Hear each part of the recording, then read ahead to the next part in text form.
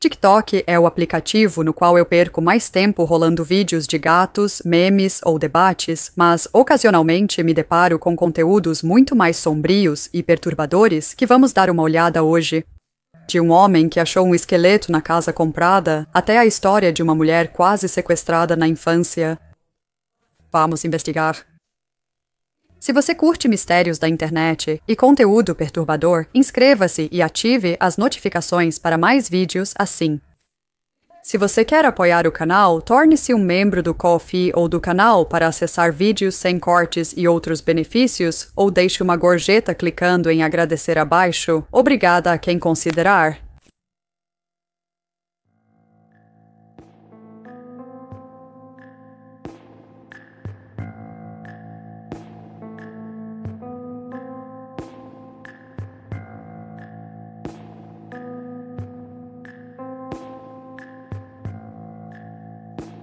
Este vídeo abordará uma série de tópicos que alguns podem achar perturbadores, como morte, doença terminal e sequestro. Recomenda-se a discrição do espectador. Também mostrarei alguns vídeos particularmente perturbadores, mas haverá um aviso extra logo antes para que você possa pulá-los se preferir. Clique no link na descrição para assistir à versão completa deste vídeo, com uma entrada extra não incluída nesta versão.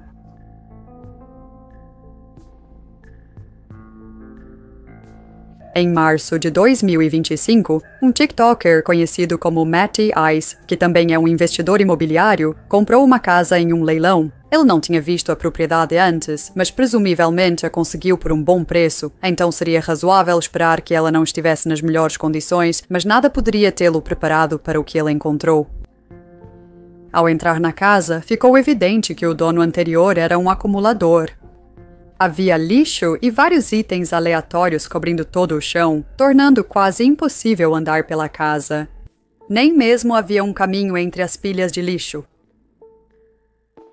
No quarto havia uma pequena área no canto com alguns travesseiros e um carregador de telefone plugado na parede. Presumivelmente era onde o proprietário anterior dormia.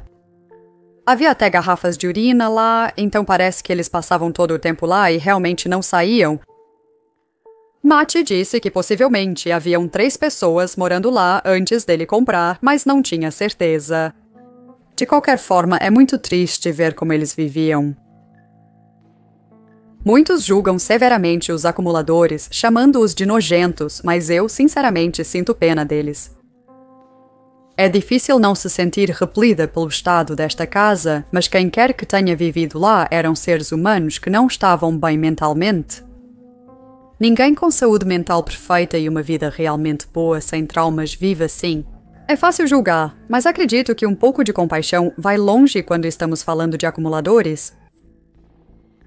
Depois que Matty comprou a propriedade neste estado, ele teve que limpá-la para prepará-la para as reformas, visando vendê-la futuramente. Enquanto ele estava limpando a sala de estar, ele se deparou com algo absolutamente horrível. Seu vídeo foi removido do TikTok, mas consegui encontrá-lo reenviado no Reddit. Aqui está um clipe censurado.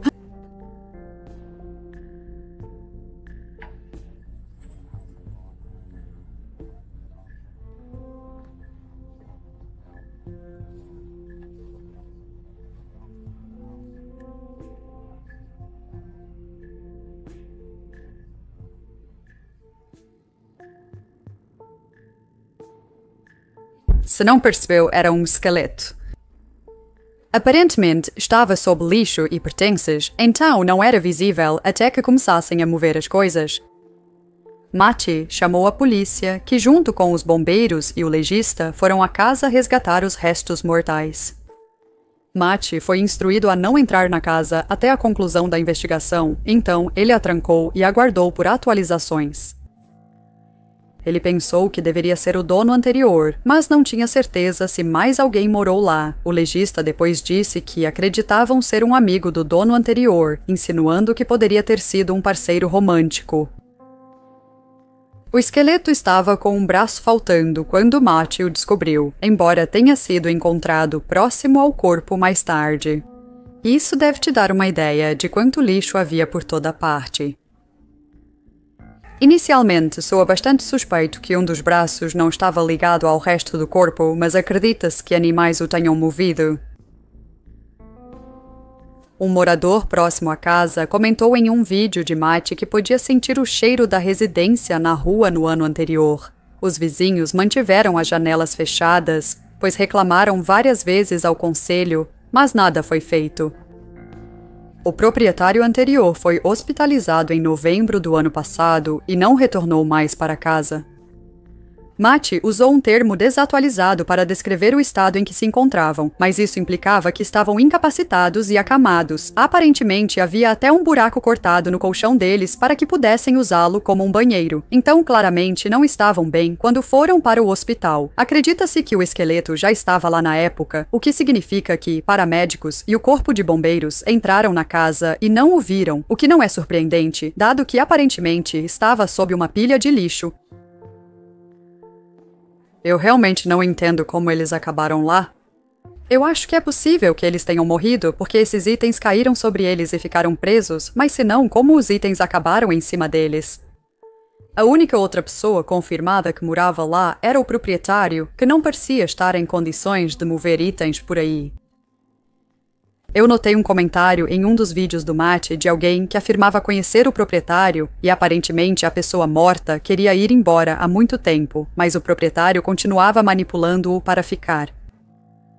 Leve isso com um grão de sal, pois não há como verificar, mas é uma informação interessante. A morte não foi considerada como resultado de qualquer jogo sujo, mas a causa exata nunca foi revelada, pelo que eu sei, então é um pouco de mistério. Matt recebeu uma reação negativa considerável após postar o vídeo, o que é compreensível.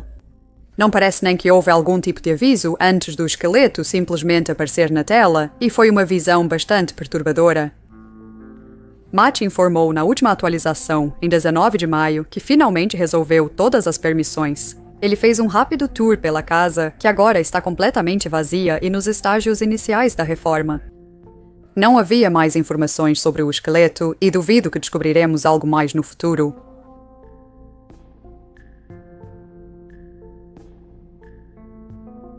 A enfermeira de cuidados paliativos Julie posta no TikTok conteúdos sobre seu trabalho com o objetivo de reduzir o medo da morte através da educação. Os vídeos dela são interessantes e informativos, mas alguns também são muito perturbadores. Antes de chegarmos a esses, vou ler alguns trechos de um artigo em eoldular.uk intitulado Como podemos reconhecer que a morte está se aproximando? É bastante longo e não vou ler tudo, mas acho que fornecerá algumas informações úteis para quem não tem muito conhecimento sobre isso. A necessidade de comida de uma pessoa moribunda diminui e ela come menos naturalmente. Nas últimas semanas e dias, podem recusar totalmente a comida. Isso pode ser muito angustiante, porque como seres humanos cuidadosos, queremos nutrir nossos entes queridos. O pensamento subjacente é que se você não comer, vai morrer, e não queremos que isso aconteça, então você deve comer.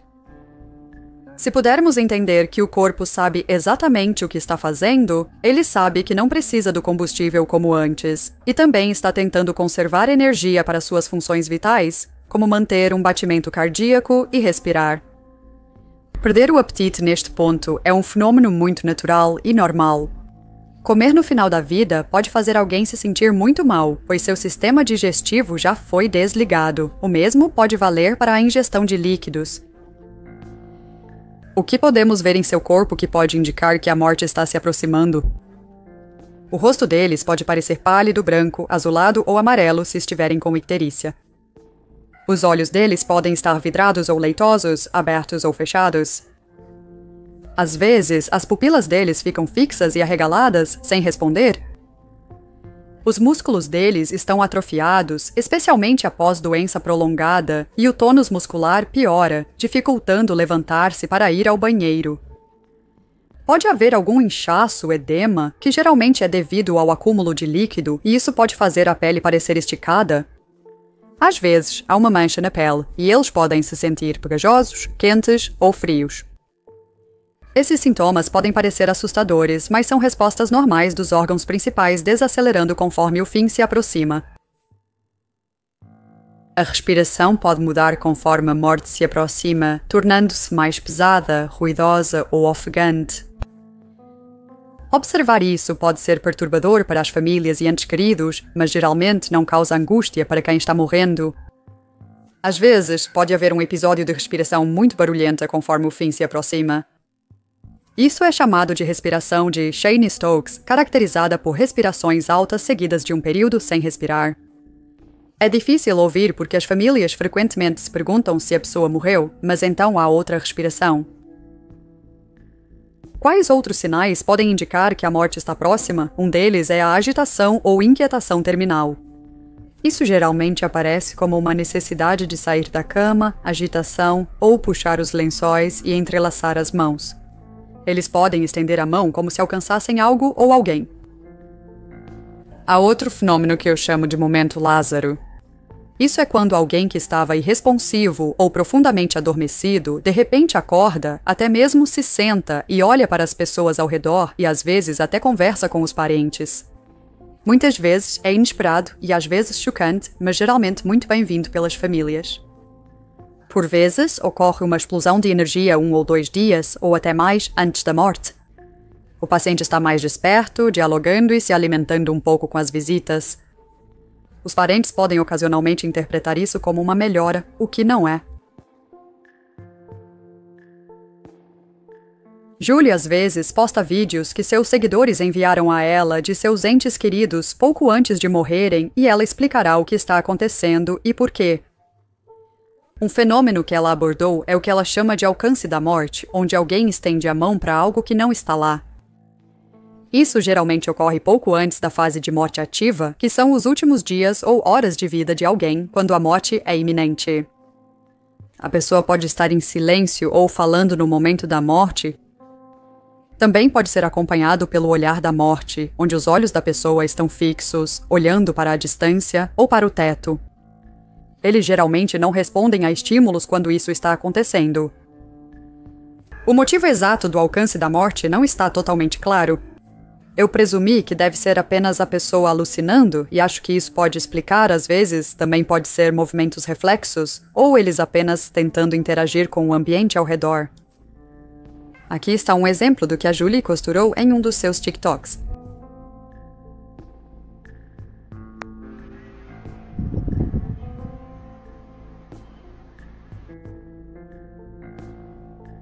Outro fenômeno que a Julie já abordou algumas vezes são as secreções terminais, também conhecidas como estertor da morte. Isso é caracterizado por uma respiração barulhenta que soa como um borbulhar. Geralmente ocorre algumas horas a um dia antes da morte, e o tempo médio de sobrevivência uma vez que começa é de cerca de 25 horas. Os humanos naturalmente produzem saliva e frequentemente a engolem, mas quando uma pessoa está próxima da morte, ela pode ser incapaz de engolir, levando ao acúmulo de fluido na boca e na garganta.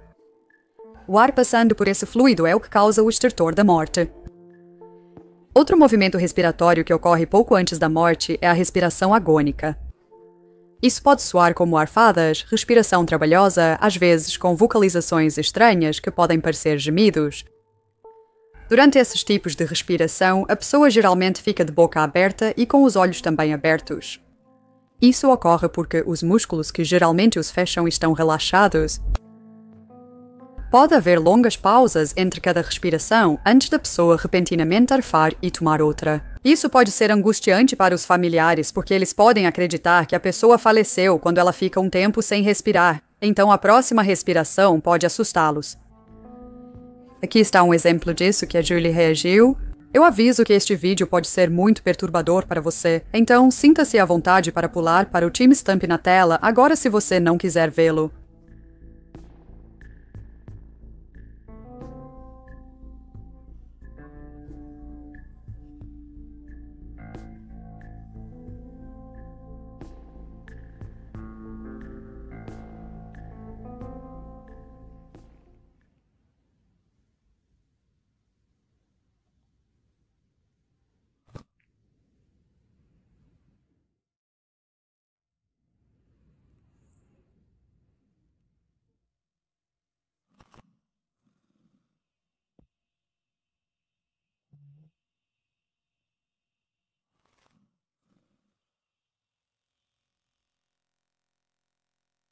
Aqui estão mais alguns clipes mostrando o extrator da morte e a respiração agônica.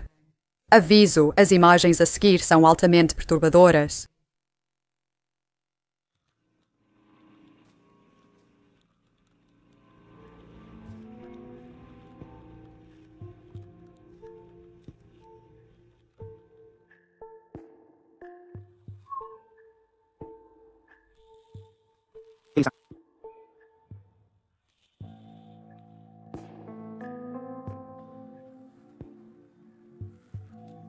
Já se foi. São apenas os reflexos do corpo neste ponto.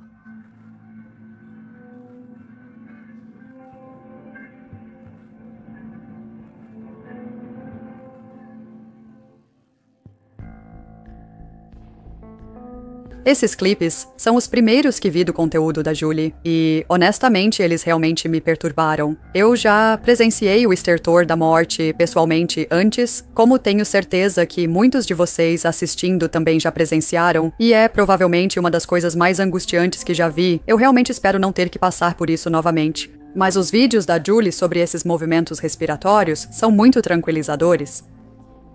Ela explicou que isso é normal e que as pessoas nos clipes estavam inconscientes, provavelmente sem ciência do que ocorria, sem desconforto ou sofrimento. Essas são respirações reflexas causadas por alterações físicas e metabólicas no corpo ao se preparar para a morte. Segundo Julie, uma pessoa moribunda está confortável se estiver deitada e parecer estar dormindo. Seria óbvio se eles estivessem desconfortáveis ou com dor, porque estariam inquietos e agitados. Se uma enfermeira de cuidados paliativos percebe que um paciente está desconfortável, ela pode tomar medidas para ajudar. Mesmo se o paciente estiver confortável, a enfermeira pode reduzir o ruído do estertor da morte, caso isso incomode a família, já que o próprio paciente geralmente não se importa com esse som. Realmente parece que o estertor da morte é muito pior para aqueles que o testemunham do que para a pessoa que o está vivenciando, e saber disso pode ajudar os membros da família a lidar melhor. O último fenômeno que vamos abordar que Julie menciona é a da agitação terminal.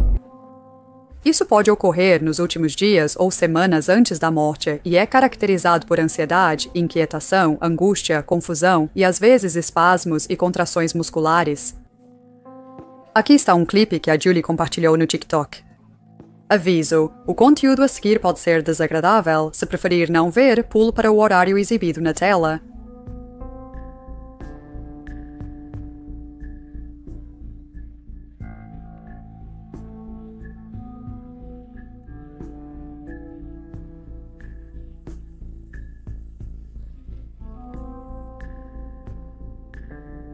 Essa é uma das coisas mais alarmantes que podem acontecer quando uma pessoa está morrendo, não apenas por ser difícil para os familiares assistirem, mas por ser um sinal de que a pessoa está desconfortável. É importante lembrar que isso é normal e existem coisas que podem ser feitas para acalmar o paciente.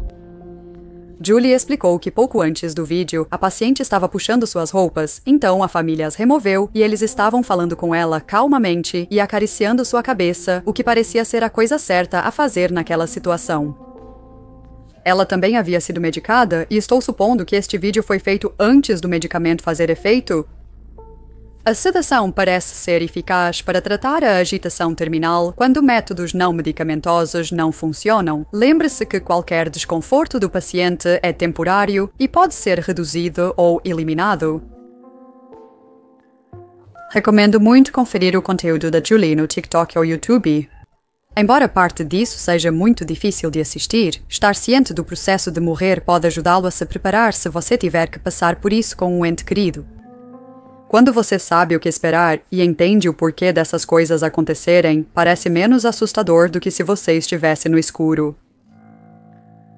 Duvido que Julie veja este vídeo, mas se ela ver, gostaria de agradecer por ela ter tirado um tempo para criar este conteúdo.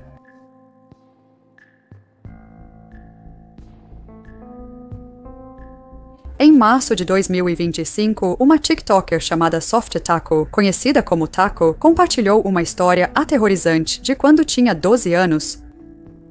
Na época, ela morava em uma cidadezinha onde todos se conheciam. Um dia, ela e sua amiga, referida apenas como S, decidiram entrar no Omegle. Elas conversavam com um homem mais velho que parecia legal no começo, mas as coisas logo mudaram de rumo. Ele perguntou a idade delas e fez um comentário inapropriado, insinuando que elas deviam ser mais atraentes pessoalmente. Elas ficaram meio estranhadas com isso, mas então ele foi um passo além e expôs uma certa parte do corpo inapropriada, momento em que elas encerraram o bate-papo. Por mais nojento que isso seja, isso é bastante comum para o Omegle. Muitos de nós temos histórias parecidas de quando éramos adolescentes ingênuos passando tempo no site e encontramos vários P-arquivos que estavam só aguardando para achar uma vítima. As coisas estão prestes a piorar muito para o Taka. Pouco depois de terem falado com esse cara no Omegle, eles começaram a notar uma van preta em sua cidade que nunca tinham visto antes, o que se destacava porque era uma cidade pequena, onde todos conheciam todos. A princípio, eles apenas presumiram que alguém novo havia se mudado para o bairro até perceberem que a placa do carro era de um estado diferente. Eles não estavam muito alarmados, pois havia uma montanha popular nas proximidades que passava pela cidade deles, mas continuavam vendo a van em todos os lugares que iam como se os estivesse seguindo. Um dia, Taco viu que a motorista era o homem com quem eles haviam conversado no Omegle. Ela contou para S que não acreditava ser possível, tranquilizando Taco ao dizer que não havia como esse cara tê-los encontrado, fazendo Taco duvidar do que ela tinha visto. Eles também não queriam contar aos pais sobre isso, caso não lhes fosse mais permitido sair. Um dia, eles estavam voltando para a casa de S quando a van preta parou na frente deles, bloqueando a rua. Eles acabavam de sair da piscina, então estavam vestidos com trajes de banho e sem sapatos, mas correram como se suas vidas dependessem disso para a casa de S. Com a casa vazia, eles trancaram as portas, mas o homem o seguiu e estacionou sua van na entrada da residência. Em pânico, eles correram para o porão onde ficava o quarto da irmã de S e se esconderam lá por horas até que o padrasto dela voltasse. Apesar da experiência aterrorizante que passaram, decidiram não contar aos pais. Nos dias seguintes, a van ainda rondava a cidade, mas, por sorte, desapareceu e nunca mais foi vista. Isso é absolutamente aterrorizante. Fico feliz que os dois estejam bem, mas é horrível imaginar o quão perto chegaram de um sequestro. Deus sabe o que teria acontecido se o homem invadisse a casa. Outro pensamento perturbador é a possibilidade de ele ter encontrado outra vítima depois disso. Duvido muito que esse cara tenha apenas assediado essas garotas por alguns dias e depois parou com esse comportamento pervertido. Como eles nunca denunciaram a polícia, ele estava livre para partir para a próxima vítima. Não os culpo por não denunciarem, afinal eram apenas crianças e não compreendiam as consequências. Eu não sabia que era possível alguém te rastrear pelo Omegle, mas aparentemente era totalmente viável. Existem várias histórias online semelhantes de pessoas que tiveram sua localização revelada por aqueles com quem conversavam lá. Em retrospectiva, me sinto tão sortuda que nada disso aconteceu comigo.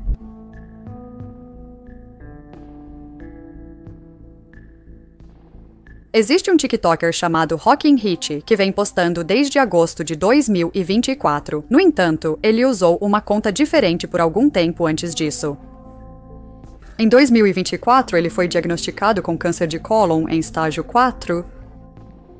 O câncer de cólon é altamente tratável e frequentemente curável se detectado e tratado cedo. Mais de 90% das pessoas tratadas no estágio inicial sobrevivem 5 anos após o diagnóstico.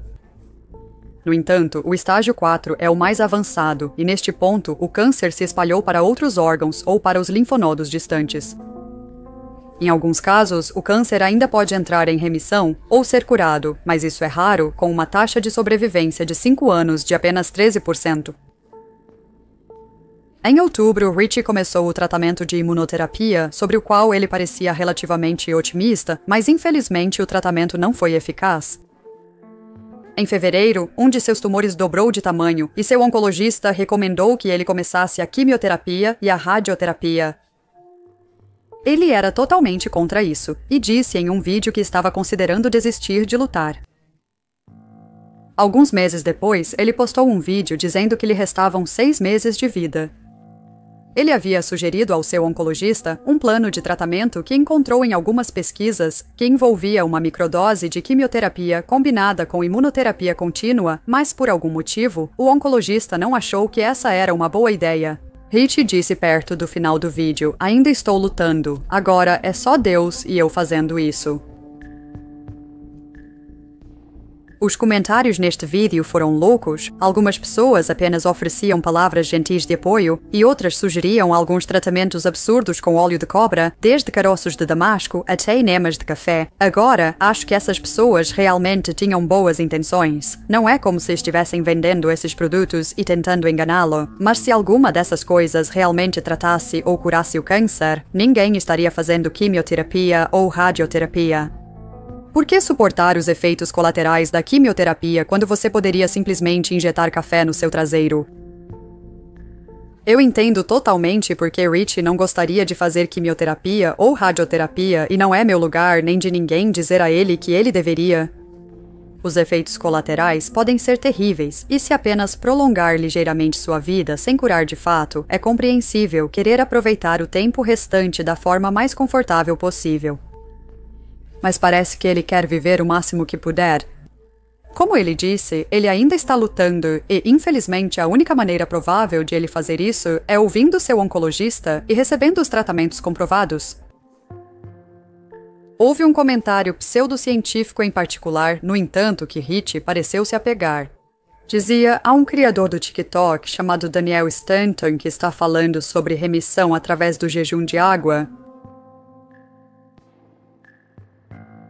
Em dezembro de 2024, Daniel Stanton foi diagnosticado com carcinoma espinocelular invasivo. Este é um tipo de câncer de pele que se origina na epiderme, a camada mais externa da pele, antes de penetrar mais profundamente na pele e possivelmente se espalhar para outras partes do corpo. Daniel decidiu tentar tratar isso através do jejum de água, ou seja, consumindo apenas água e nenhuma comida por 46 dias. Após o jejum, ele tirou 10 dias de folga para comer e então fez outro jejum de 19 dias.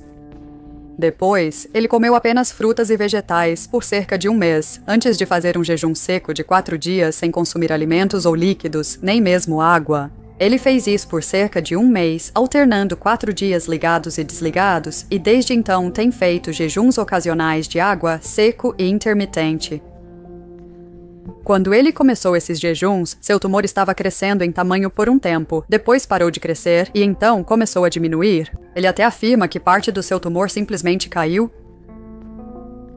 Em abril de 2025, ele descobriu que seu câncer havia entrado em remissão, e seus TikToks mais recentes afirmam que os tumores continuam diminuindo. Estou muito feliz por ele e espero que se recupere totalmente, mas não estou convencida de que isso se deve ao jejum. Agora, há algumas pesquisas iniciais que sugerem que o jejum de curto prazo pode melhorar a eficácia da quimioterapia e um estudo em ratos sugeriu que o jejum poderia ajudar o sistema imunológico a se regenerar, mas essas não são conclusões definitivas e ainda não encontrei um estudo que sugira que seria benéfico consumir apenas água por 46 dias.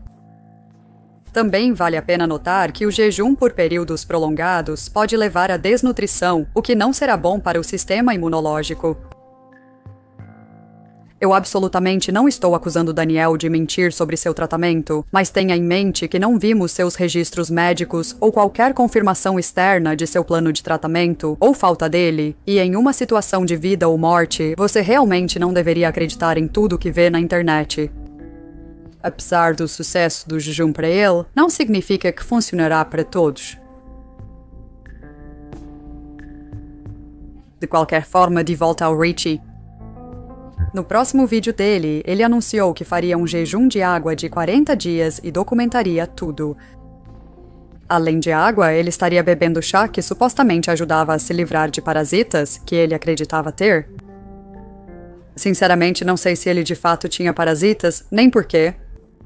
Dias após iniciar o jejum, ele afirma ter visto um verme ao ir ao banheiro, mas comentários sugeriram que poderia ser parte do revestimento intestinal, então não há certeza.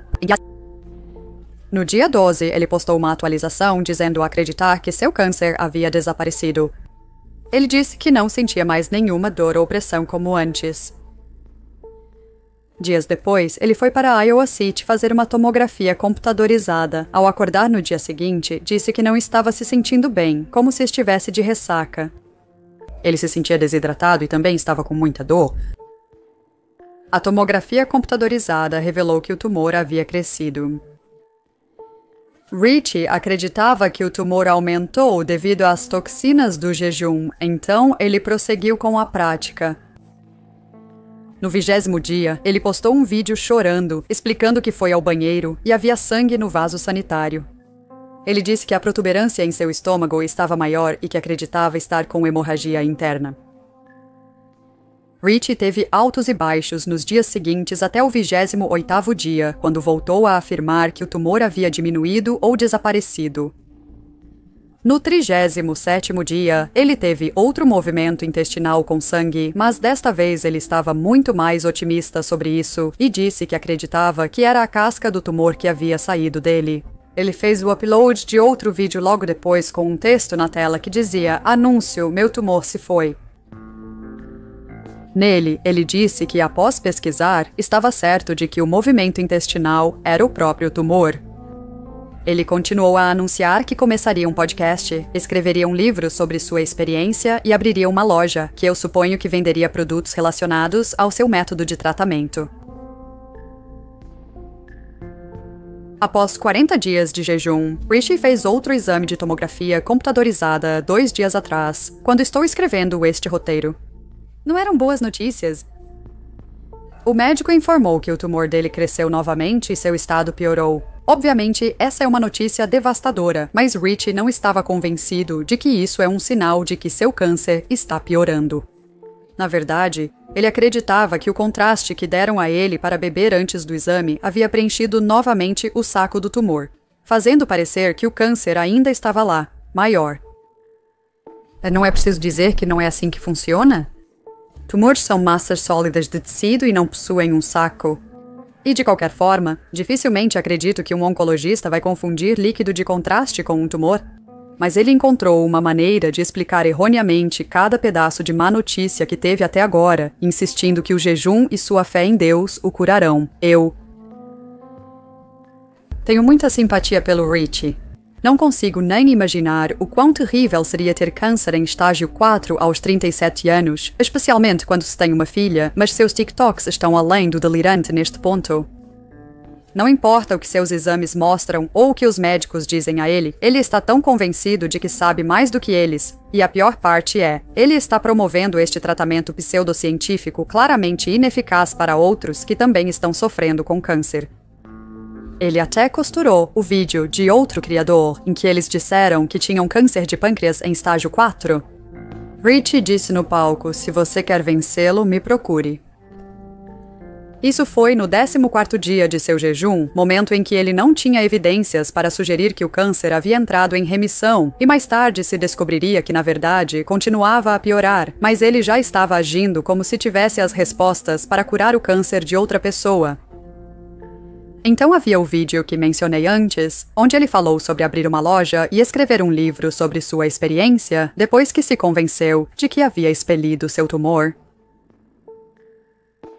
Também vi vários comentários de outras pessoas que têm ou tiveram câncer implorando para ele fazer um tratamento legítimo, e algumas de suas respostas foram meio rudes e desdenhosas.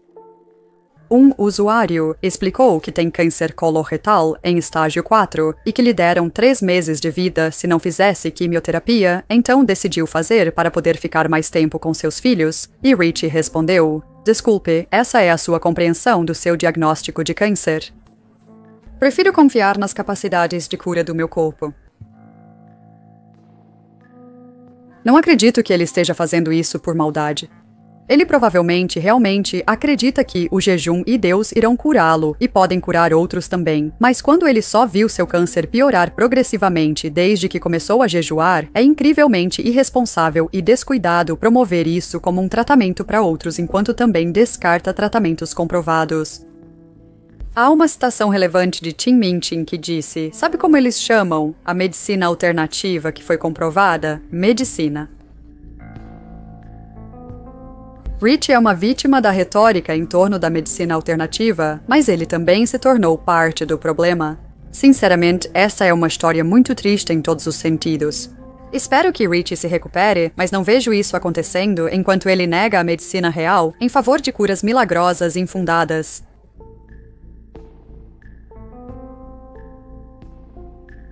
Eu ficaria interessada em ouvir suas opiniões nos comentários, além de quaisquer sugestões que você possa ter para um futuro vídeo. Se gostou do vídeo, considere curtir e se inscrever. Um imenso agradecimento aos meus membros do Ko-fi e do canal, cujos nomes estão na tela. Agradeço muito do seu apoio, obrigada por assistir e até o próximo vídeo.